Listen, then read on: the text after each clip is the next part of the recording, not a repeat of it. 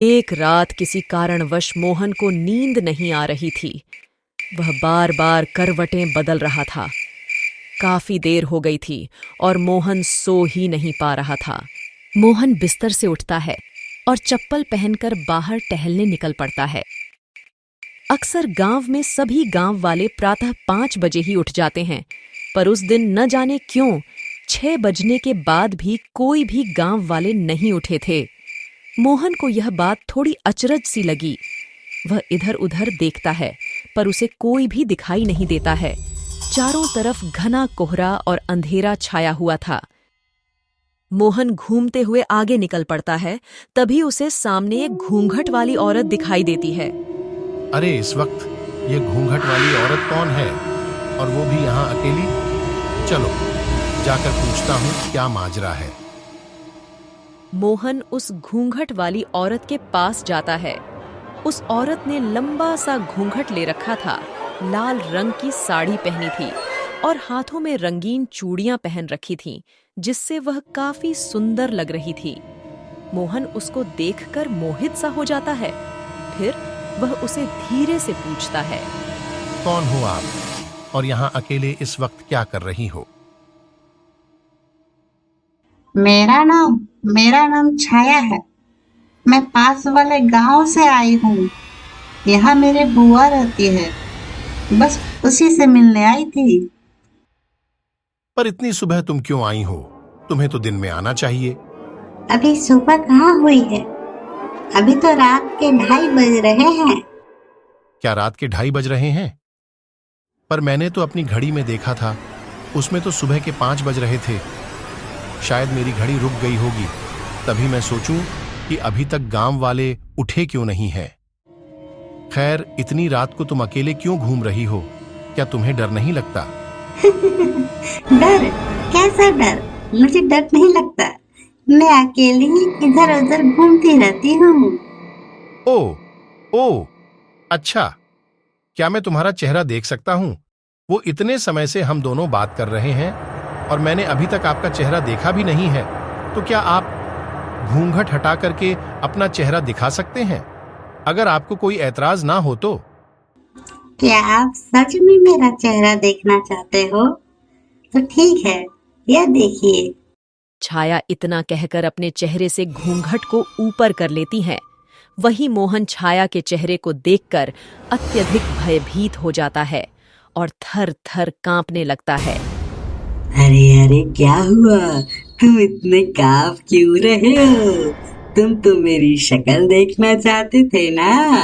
अब इतने घबराए क्यों हो? आओ, मेरे पास आओ। तुम्हें बिल्कुल डर नहीं लगेगा। नहीं नहीं, मुझे जाने दो, मुझे जाने दो। जो एक बार मेरी शक्ल देख लेता है, वो मेरा गुलाम बन जाता है और वो मेरे इशारे पर ही चलता है। आ, आ, आ, आ, आ। चुड़ैल अपने हाथों से इशारा करते हुए मोहन को अपने वश में कर लेती है। मोहन अब पूरी तरह से चुड़ैल के वश में था। चुड़ैल बहुत खुश होती है और जोर जोर से हंसने लगती है। फिर वह चुड़ैल वहां से गायब हो जाती है। मोहन को कुछ होश नहीं होता और वह घर जाकर सो जाता है। अब अगली सुबह मोहन की माँ मोहन को जगाती है। मोहन मोहन उठ बेटा, आज हमें लड़की देखने जाना है। जल्दी से तैयार होकर आ जाओ। मोहन उठकर नहा धोकर तैयार हो जाता है।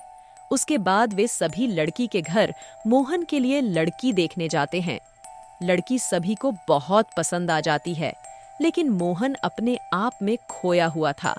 तभी उसकी माँ उसे लड़की को देखने के लिए इशारा करती है। अरे मोहन, क्या हो गया तुम्हें? तुम्हारा ध्यान कहाँ है? इधर देखो, क्या तुम्हें यह लड़की पसंद है? बताओ। मोहन अभी भी चुड़ैल के वश में होता है। मोहन जैसे उस लड़की को देखता है, तुरंत उसका गला पकड़ लेता है।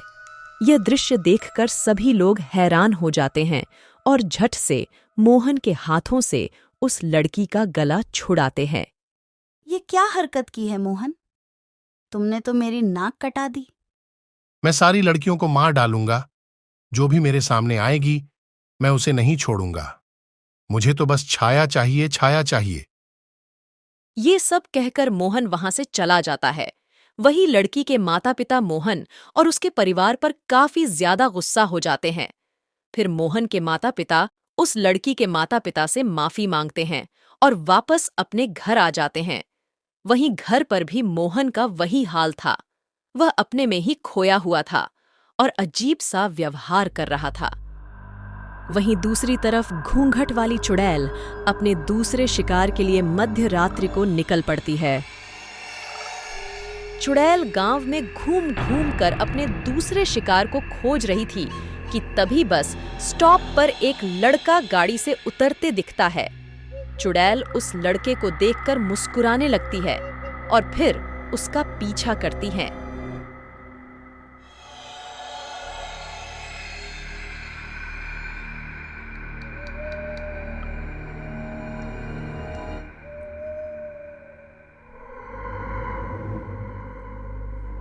संतोष पीछे मुड़कर देखता है कि एक घूंघट वाली औरत चली आ रही है। यह देखकर संतोष सकपका जाता है। फिर हिम्मत करके संतोष उसे घूंघट वाली औरत से पूछता है कि वह यहाँ क्या कर रही है। चुड़ैल संतोष को भी झूठी कहानी सुना करके अपनी बातों में फंसा लेती है। संतोष पूरे रास्ते उससे बातें करता करता घर के पास पहुंच जाता है, पर आखिर में वह भी वही गलती करता है जो मोहन ने की थी।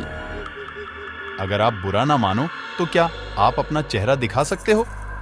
आपकी आवाज इतनी मीठी है तो आप कितने सुंदर होंगे। बस मैं आपको एक बार देखना चाहता हूँ।